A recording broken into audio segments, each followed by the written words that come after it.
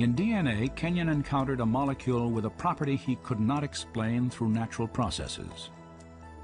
For locked securely within its double helix structure is a wealth of information in the form of precisely sequenced chemicals that scientists represent with the letters A, C, T, and G, for adenine, cytosine, thymine, and guanine. In a written language, information is communicated by a precise arrangement of letters. In the same way, the instructions necessary to assemble amino acids into proteins are conveyed by the sequences of chemicals arranged along the spine of the DNA. This chemical code has been called the language of life, and it is the most densely packed and elaborately detailed assembly of information in the known universe.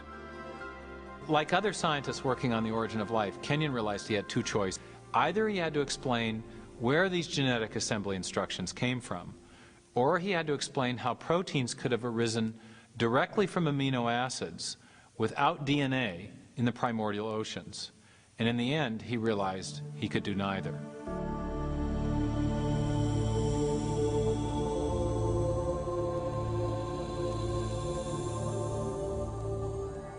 It's an enormous problem how you could get together in one tiny submicroscopic volume of the primitive ocean all of the hundreds of different molecular components you would need in order for a self-replicating cycle to be established. And so my doubts about whether amino acids could order themselves into meaningful biological sequences on their own without pre-existing genetic material being present just reached, I guess for me, the intellectual breaking point sometime near the end of the decade of the 70s. As Kenyon reevaluated his theory, new biochemical discoveries further weakened his conviction that amino acids could have organized themselves into proteins.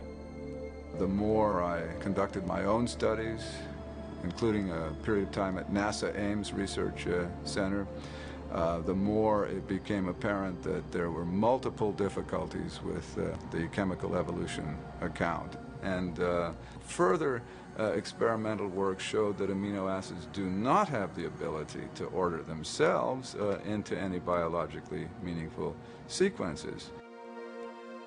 Faced with mounting difficulties in his own theory and a growing body of scientific data about the importance of DNA, Kenyon was forced to confront the absolute necessity of genetic information.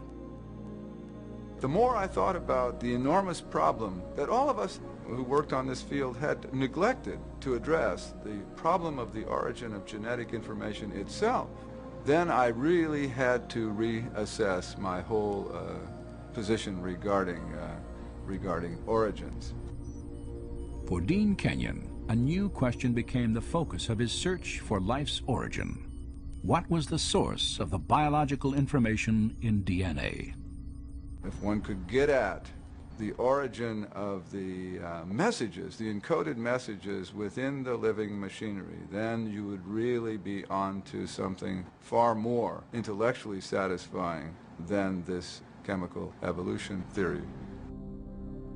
Yet Kenyon faced a narrowing set of options, for he realized that, as with pure chance, natural selection was also limited in its creative power.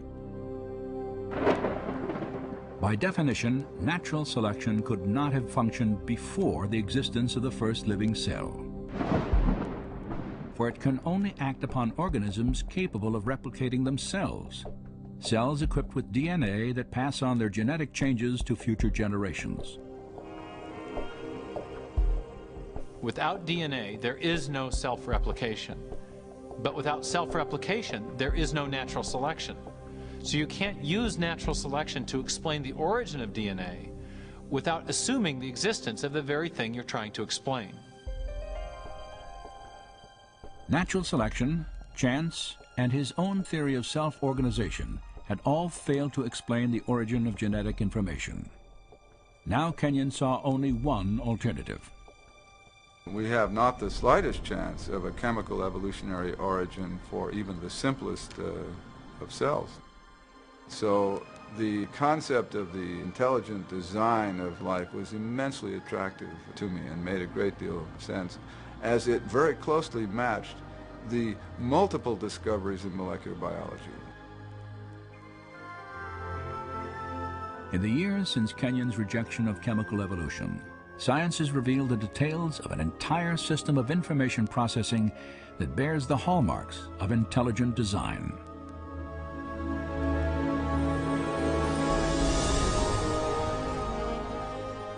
With computer animation, we can enter the cell to view this remarkable system at work.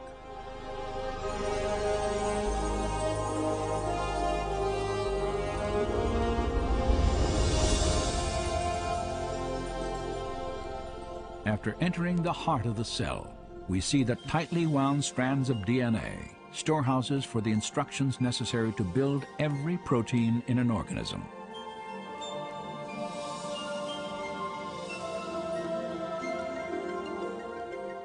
In a process known as transcription, a molecular machine first unwinds a section of the DNA helix to expose the genetic instructions needed to assemble a specific protein molecule.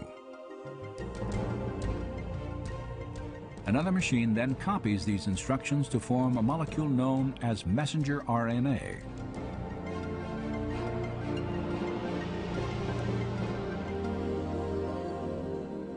When transcription is complete, the slender RNA strand carries the genetic information through the nuclear pore complex, the gatekeeper for traffic in and out of the cell nucleus.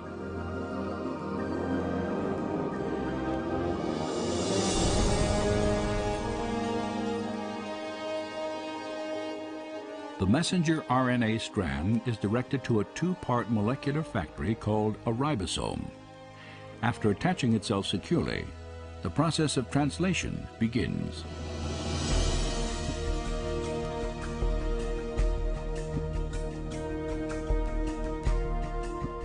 Inside the ribosome, a molecular assembly line builds a specifically sequenced chain of amino acids. These amino acids are transported from other parts of the cell and then linked into chains often hundreds of units long. Their sequential arrangement determines the type of protein manufactured.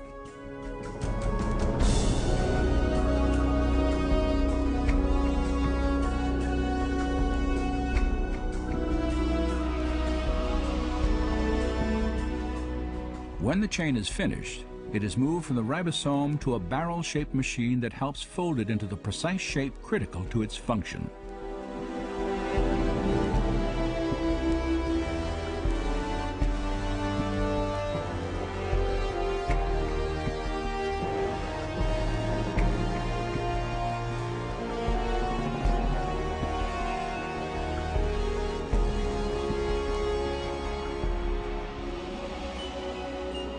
After the chain is folded into a protein, it is then released and shepherded by another molecular machine to the exact location where it is needed. This is absolutely mind-boggling to perceive at this scale of size such a finely tuned apparatus, a device that bears the marks of intelligent design and manufacture. And we have the details of an immensely complex molecular realm of genetic information processing. And it's exactly this new realm of molecular genetics where we see the most compelling evidence of design on the Earth.